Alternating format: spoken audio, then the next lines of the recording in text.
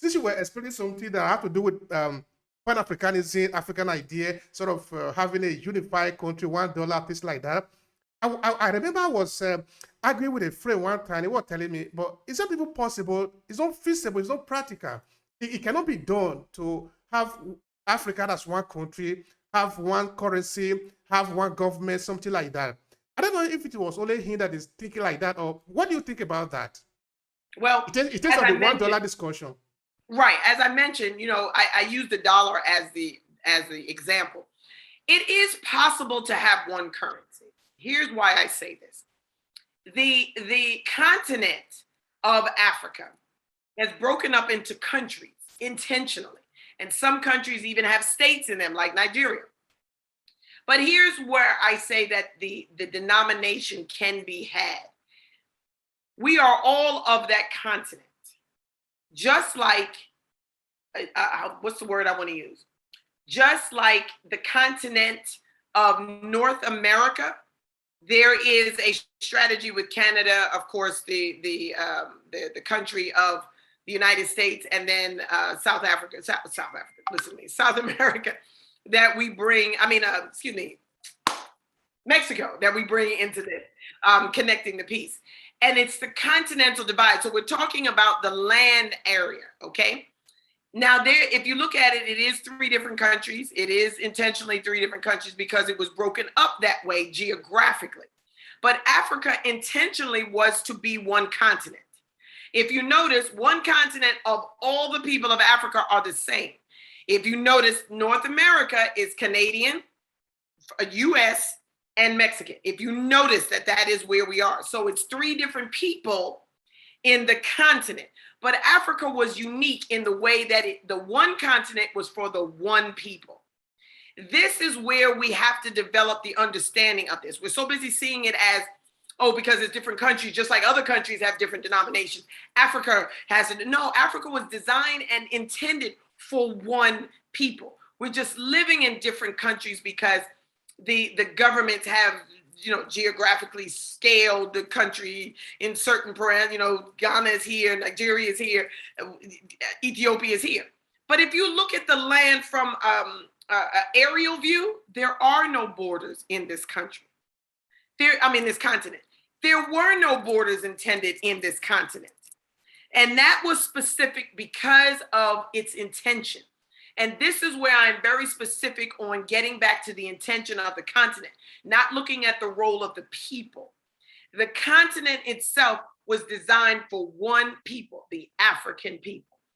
This is what we're going to get back to and what we need to do. And the denomination and the currency will have the same effect that it has in each country in its unified effect. If we can come up with a passport to allow us to travel, we can come up with a denomination to allow us to spend, because it will give that continent a greater power. And I heard a financial strategist say this very intently. And she said, if we came up with that dollar, she said it would crush the economy of the world because we're too powerful. And to put it in that perspective is why so many people say it can't be done, because it's so overwhelming to think of it. It is so overwhelming to know that the African continent alone and all its territories would have one currency that is revolving throughout the entire continent. It would crush the world's economy. That's why it's so overwhelming and it's so big to even conceptualize that it will probably remain thematic for the next livelihood. Our grandchildren would probably be still having this discussion. Why? Because it's so big. We would literally be a superpower and there wouldn't be anybody that could compete with us. That's why, and it intimidates us as people of African descent. That's how much power we have.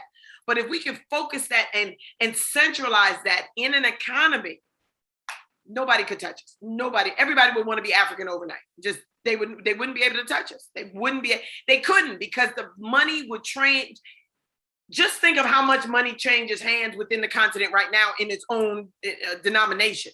Could you imagine one bill going from South Africa to Egypt, going from Ethiopia to Ghana in the same flow of money? It would just get, It's over. It's over. I don't even have the words to describe it. It is just.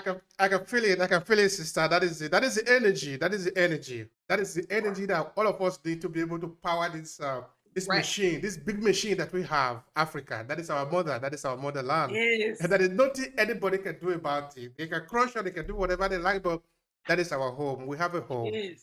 All right, now, in terms of collaboration, talking of PAD and all other organizations of African in the diaspora, and today we have this fire. I want to call it really, it's burning fire. Woo! So tell us, tell us about it. Tell us about it. Tell us something about this fire.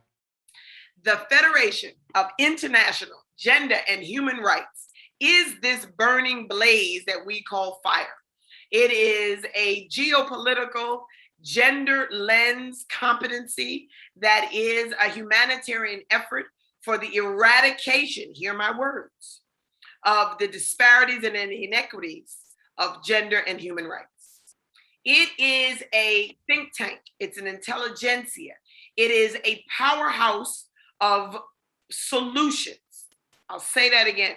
It is a powerhouse of solutions. We don't look to the problem. We look for solutions.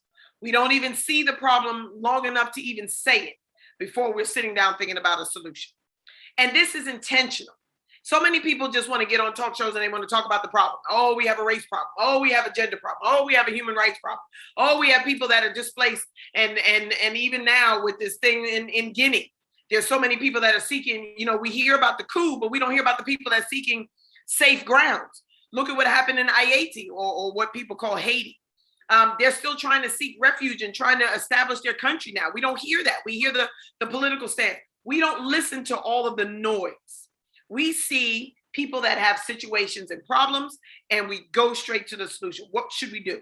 We garner the people that are closest to the problem because we know they're closest to the solution, and we listen. What do you have to say? What is it that's on your mind, and what is it that we need to hear so that we can give you help? And it's not even that we're helping you. We are being a part of the solution with you. We're listening to what you have to say. And then we are acting on what we have, our talents, gifts, and abilities, and being a subsidy-driven organization, we're going to give that to you. So if we have access to it, you're going to have it. We work with IDPs, which is internally displaced persons.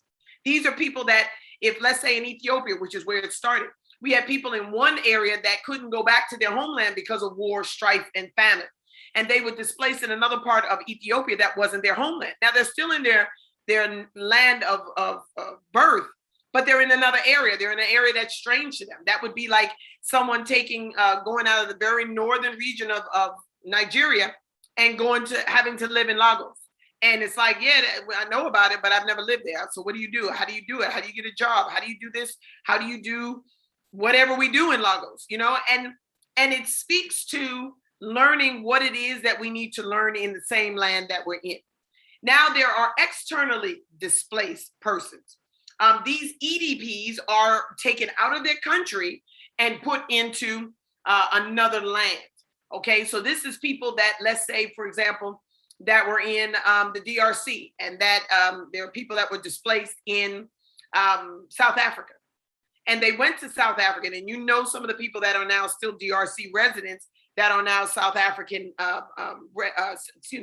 DRC natives that are South African residents. Why? Because they had to move to South Africa because of the conflict. Have they gone back? No. Have they been able to go back? No. So we're looking for solutions.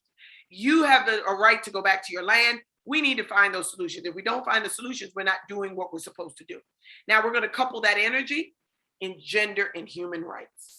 And we're going to use everything that we can use and every way we can utilize as a solution to get this rectified. So we're using PAD now that we have it.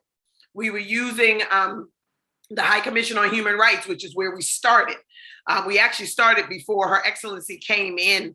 Madam Michelle came in. We were there before, at her installation.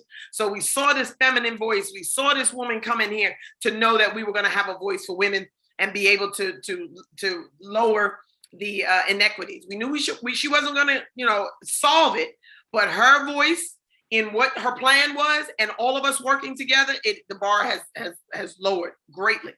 Now, why do we look for people in power like that? Because we know they are the voice. Now, the voice, in order to have the voice, there has to be air behind it, just like in the human anatomy. You cannot speak if there is not air passing your vocal cords in order to be heard. So she is the vocal cords, we are the air. And we need each other, because air passing through your throat, if you don't have vocal cords, you're still not going to be able to speak. And vice versa. If there's vocal cords with no air, you're not going to be able to speak. So we're using that to couple the voice now. So what you hear now is a combination of what we do as a solution and what her plan is as the leader to this effort. And this is what we are empowering for. Now, do we need someone to stand there and be our leader? No, because we're suffering in and of ourselves. We are our own leader. But she is the person that is going to direct what it is that we need, just like Pad is going to be the directive to get what we need, the resource that we need to empower our voice even further. So FIRE works on that same initiative. That's why we're so proud of Pad, because now it is a peer ally. We now have something that we can lean on. Before we were, we were helping Madam such and such do this, and we were helping the country do this. And now we have a mission for the people, because that's who we work for. Now we have a mission for the cause, because that's what we work in. And now we have PAD that says that if we go through them, everybody is going to get helped. And that is our purpose. So we use agencies like this as our platform. But FIRE in and of itself is that vessel. We are that voice, and we're going to be heard. We're going to be heard. Please record that twice. We are going to be heard, because FIRE is going to be the catalyst. That's going to be the household word that allows what it is that we're doing as the small, we call it the little guy. We're going to be the little guy's voice. We're going to be the underdog's voice. We're going to be the people that don't have a voice in the Goliath firms, such as the United Nations. We're going to be that voice, and we're going to whisper until we get our base, and then we're going to shout, and then we're going to put a megaphone, and then we're going to be the voice, the only voice that you hear, because this is where we're going to be heading with the solutions that we have.